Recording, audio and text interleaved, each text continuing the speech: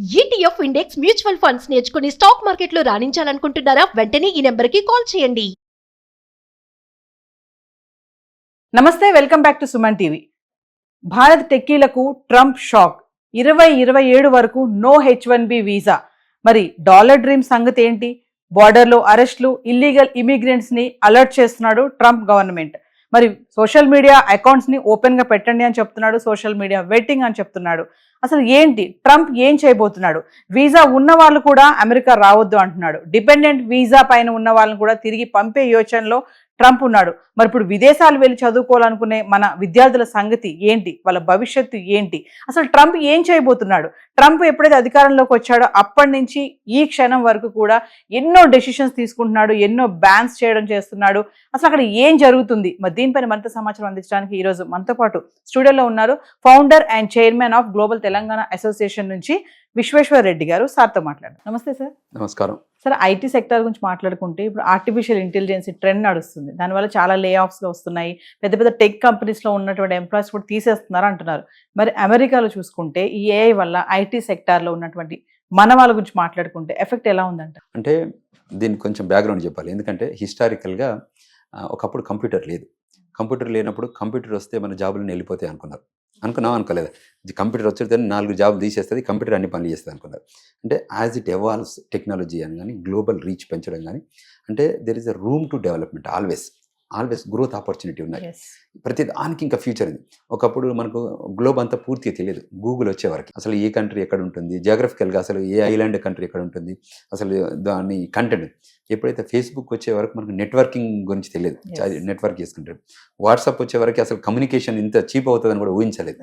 So ఇప్పుడు వరల్డ్లో ఏ corner, corner కూడా ఉన్న వాళ్ళకి కూడా మనం 1 free call, you don't have to pay Penney.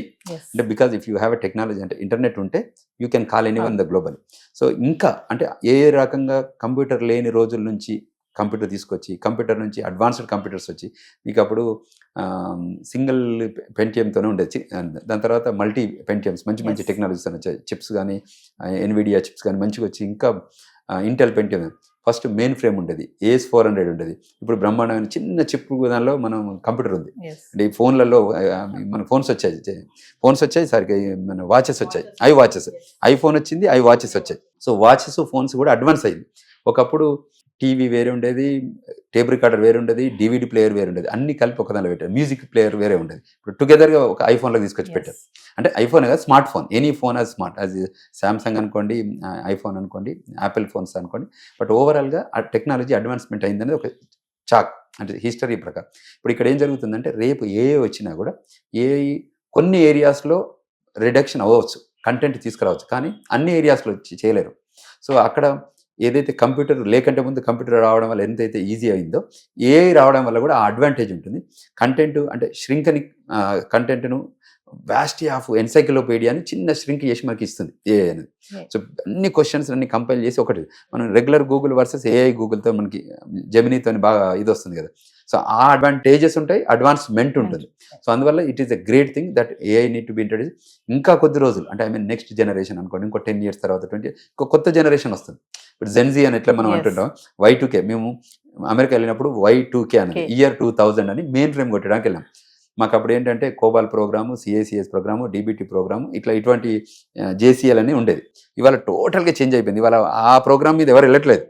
So మళ్ళీ అయినా కొత్త జనరేషన్ వెళ్తుంది. ఇప్పుడు చాలా అడ్వాన్స్డ్ టెక్నాలజీలు వాడుతున్నారు.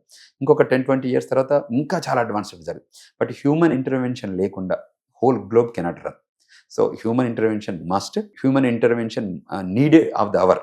సో కాకపోతే ఎంతవరకు తీసుకుంటాం అనే దాన్ని బట్టి కానీ, బట్ ఆ 6th సెన్స్ కానీ, ఆ మైండ్ సెట్ కానీ తప్పకుండా కావాల్సి ఉంటుంది. మిగతా అన్నింటినీ అడ్రస్ చేసుకోవచ్చు. AI has a value.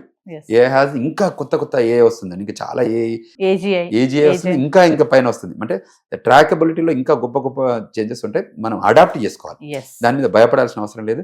దానివల్ల అప్డేట్ చేసుకోవాలి, ఇంకా కొత్తవి కనుక్కుందాం. మనమే కనుక్కొని జనాల దగ్గర తీసుకొస్తాను కదా. ఇది సొల్యూషన్ ప్రొవైడర్స్ అన్నట్టు. అంటే ఇంకా మనం డిఫరెంట్ డైరెక్షన్లో వెళ్ళడానికి ఆస్కారం ఉంటుంది. వరల్డ్ సర్వీస్ ఇండస్ట్రీ ఇంకా ఉంది. ఇంకా సర్వీస్ ఇండస్ట్రీని ఇమీడియట్గా రిప్లేస్ చేయలేము, ఎందుకంటే దానికి హ్యూమన్ టచ్ కావాలి. ఇప్పుడు డాక్టర్స్ అనుకోరు, మీరు డాక్టర్ కంప్యూటర్తో చెప్పి మీరు గోళీలు వేసుకుంటే పడుకోరు. డాక్టర్ దగ్గరికి వెళ్ళి వచ్చి మీరు గోళీలు వేసుకొని పడుకుంటే, నేను ఐ విజిట్ నా కంప్యూటర్ చెప్పింది నేను గోళీలు వేసుకున్నా పడుకుంటా అంటే హ్యాపీగా ఉండదు. అంటే హ్యూమన్ లైఫ్లో కదా. సో డాక్టర్ చేతి పట్టుకొని మిమ్మల్ని తీసుకుని బాగానే ఉంది అని చెప్పి 2 గోళీలు రాస్తే అప్పుడు విల్ బి హ్యాపీ. తర్వాత సర్జరీస్ కూడా ఇప్పుడు హ్యూమన్ ఇంటర్వెన్షన్ ఉంది, కంప్యూటర్ సర్జరీస్ కూడా ఉన్నాయి, సో రోబోటిక్ సర్జరీస్ కూడా ఉన్నాయి. సో అందువల్ల ఇది కూడా మనం హ్యూమన్ చేసే దాని మీద ఎక్కువ నమ్ముతాం. ఇప్పుడు కంప్యూటర్ దగ్గర ఏం చేస్తుందో ఏదైనా డౌట్గా ఉంటుంది కదా, సరే దానికి కూడా కాన్ఫిడెన్స్ వచ్చేదానికి ఇంకొంచెం టైం పడుతుంది. కాబట్టి సో ఆ లైన్లో సో న్యూ టెక్నాలజీని అడాప్ట్ చేసుకోవాలి, న్యూ టెక్నాలజీని వెల్కమ్ చెప్పాలి, న్యూ అంటే కొత్త కొత్త ప్రపంచంలో ఉన్న పుంతలను కూడా మనం వెల్కమ్ చెప్పగలిగితే మనం ఇంకా ఎక్స్పాన్షన్ అవుతుంది. సో వరల్డ్లో కూడా ఇంకా ఇప్పుడు మనం ఫస్ట్ ఇక్కడ నుంచి అమెరికాకి వెళ్ళాం, అమెరికా నుంచి స్పేస్కి వెళ్తాం, మనం వెళ్ళే వాళ్ళు మూన్లోకి వెళ్ళారు, స్పేస్కి వెళ్ళారు, రేపు మార్స్కి వెళ్తున్నారు. సో ఎక్కడైతే ఇది చేస్తున్నారు మనకు 9 స్టార్స్లో వేరియస్ స్టార్స్ కూడా వెళ్ళడానికి ఇంకా రూమ్ ఉన్నట్టే కదా, ఇంకా టెక్నాలజీ అడ్వాన్స్మెంట్ జరగచ్చు కదా. సో ఇప్పుడు వెతుకుతున్నారు ఇంకెక్కడ మనం ఉండొచ్చు. ఫస్ట్ ఇక్కడ ఉన్నాము, తర్వాత గ్లోబల్ ఐడెంటిఫై చేసాం, అంటే భారత భూభాగమే కాకుండా ప్రపంచ భూభాగంలో ఎక్కడికైనా వెళ్ళొచ్చు అని అనుకున్నాం. తర్వాత ఇదే కాకుండా వేరే గ్రహాలకు కూడా వెళ్దాం అనుకుంటున్నాం.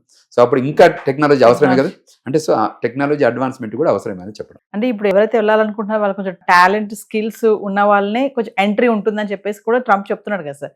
అలా ఉన్న వాళ్ళే రండి, ఏం లేకుండా అమెరికా వెళ్ళాలి అక్కడ సెటిల్ అయిపోవాలనుకున్న వాళ్ళైతే మాకు వద్దు అంటున్నారు. అది అమెరికానే కాదమ్మా, నేను ఎట్లా ఎగ్జాంపుల్ ఇస్తాను అంటే ఇక్కడ కూడా ఇప్పుడు మీకు కంపెనీ ఉంది, నేను ఎగ్జాంపుల్ మొన్న చెప్తుంటే మీరు ఒక 1 monthలో ఒక 4 డ్రైవర్లను మీరు యూజ్ చేస్తారు, కార్ డ్రైవర్లను. మీరు 1 month తర్వాత 4 ఎవరు ఉంచుకోవాలనుకుంటారు?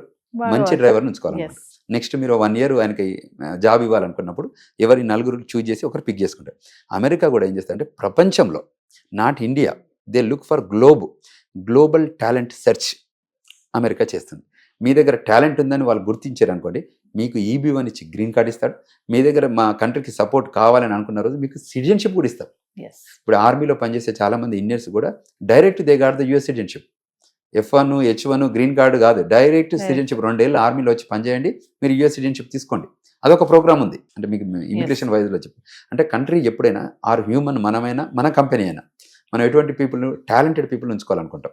సో ఆ టాలెంట్ సెర్చ్లో ఉన్న వాళ్ళే మనకు ఆర్గనైజేషన్ గ్రో పైకి లిఫ్ట్ చేయడానికి ఆస్కారం. ఇవాళ గూగుల్ ఉంది, CEO ఎవరు? చెన్నై నుంచి వచ్చింది. మైక్రోసాఫ్ట్ ఉంది, మన తెలుగు.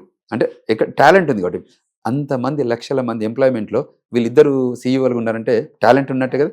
టాలెంట్ ఎక్కడ ఉంటే ఏ కంపెనీ కూడా వదులుకోదు. అడోబీకి ఉన్నారు శంతన్ నారాయణ ఉన్నారు, ఇంతకుముందు మైక్రోసాఫ్ట్కి ఉన్నవారు మాస్టర్ కార్డ్, తర్వాత ఇది పెప్సీకి Indira Nooyi. And I'm talking high level. ఇంకా చాలా కంపెనీస్, చాలా బిగ్ కంపెనీస్ కూడా CEOs అంతా చాలా మంది వచ్చారు. బంగా, మాస్టర్ కార్డ్కి బంగా అని ఉండేది ఒకప్పుడు. అంటే I'm talking about the corporations, వాళ్ళ CEOs. అంటే టాలెంట్ను వదులుకోవడానికి లేదా, ఈ ప్రోగ్రామ్ చేంజెస్ అయింది కదా, మన CEO ఇండియన్ ఉన్నాడు పీకేద్దామని తీసేద్దామని ఆలోచన రాదు కదా. అంటే ప్రోగ్రాంలో 100% టాలెంట్ ఉంటే ఏ కంట్రీ కూడా వదులుకోదు. ఈ మధ్య ట్రావెల్ చేసాం కొన్ని కరేబియన్ ఐలాండ్స్, తర్వాత సౌత్ అమెరికా ట్రావెల్ చేసాం ఇమిగ్రేషన్ మీటింగ్లో కానివ్వండి, తర్వాత గ్లోబల్ NRIs, నేను గ్లోబల్ తెలంగాణ అసోసియేషన్ ద్వారా వెళ్ళడం జరిగింది. అందులో వెళ్తే ఒక ఐలాండ్ కంట్రీ చెప్తాను మీకు ఎగ్జాంపుల్. క్యూరాసావ్ అనే ఐలాండ్ ఉంటుంది. It is the Netherland Antilles. అంటే గ్లోబల్లో మీరు ఎప్పుడన్నా యూట్యూబ్లో గ్లోబల్లో చెక్ చేస్తే ఆ ఐలాండ్ గురించి చెప్తుంది. అది నెదర్లాండ్ యాంటిలా, అరూబా, బానైర్, క్యూరాసావ్. ఈ క్యూరాసావ్ ఐలాండ్ అనేది చాలా చిన్న ఐలాండ్, గూగుల్ మ్యాప్లో చూస్తే మీకు. అక్కడ నేను మార్నింగ్ హాస్పిటాలిటీ ఇండస్ట్రీలో ఒక హోటల్లో బ్రేక్ఫాస్ట్ తింటూ చెక్ చేస్తుంటే ఒక ఆయన చామన ఛాయగా కనబడ్డాడు. నేను అనుకున్నాను ఇది ఏదో ఇండియన్ క్యాండిడేట్ అనుకున్నాను. ఐలాండ్ ఏంటి అందులో ఇటువంటి, నేను ఏమనుకున్నానంటే సౌత్ అమెరికా అనుకున్నాను ఫస్ట్. తర్వాత ఏమనుకున్నానంటే సౌత్ అమెరికా కాదు, మేబీ ఇండియన్ అనుకుని నేను అడిగాను, ఆర్ యూ ఫ్రమ్ ఇండియా అని. అంటే ఎస్ ఐఎమ్ ఫ్రమ్ ఇండియా అన్నారు. ఓ వావ్ నైస్ అనుకున్నా. తర్వాత ఆర్ యూ ఫ్రమ్, చూస్తే కొంచెం చామన్ చాయగా ఉంటే ఏమనుకున్నాను, ఆర్ యూ ఫ్రమ్ తమిళనాడు అని. Typical under step by step వస్తున్నాను. అంటే no I'm not from Tamil Nadu, I'm from Andhra Pradesh అన్నారు. అబ్బో తెలుగు కదా. సరే తెలుగులో లాంగ్వేజ్ దించి తెలుగులో మాట్లాడడం మొదలుపెట్టాను. సో ఆంధ్రప్రదేశ్లో ఎక్కడ అన్నాడు అంటే ఐఎమ్ ఫ్రమ్ తెలంగాణ అన్నాడు. ఓ ఆంధ్రప్రదేశ్ నుంచి కూడా తెలంగాణకు వచ్చారా, సరే నైస్. తెలంగాణలో ఎక్కడ అని అడిగాను. ఐఎమ్ ఫ్రమ్ జగిత్యాల అన్నాడు. నా ఫీజు ఎగిరిపోయింది. అక్కడ ఒక నిమిషం పాజ్ అయిపోయాం. ఎక్కడ జగిత్యాల జిల్లా, ఎక్కడ వరల్డ్ ఒక నెదర్లాండ్ యాంటీలా ఉన్న క్యూరాసావ్లో ఒక హాస్పిటాలిటీ ఇండస్ట్రీలో ఉన్నారు. అంటే పీపుల్ హౌ దే మైగ్రేటెడ్.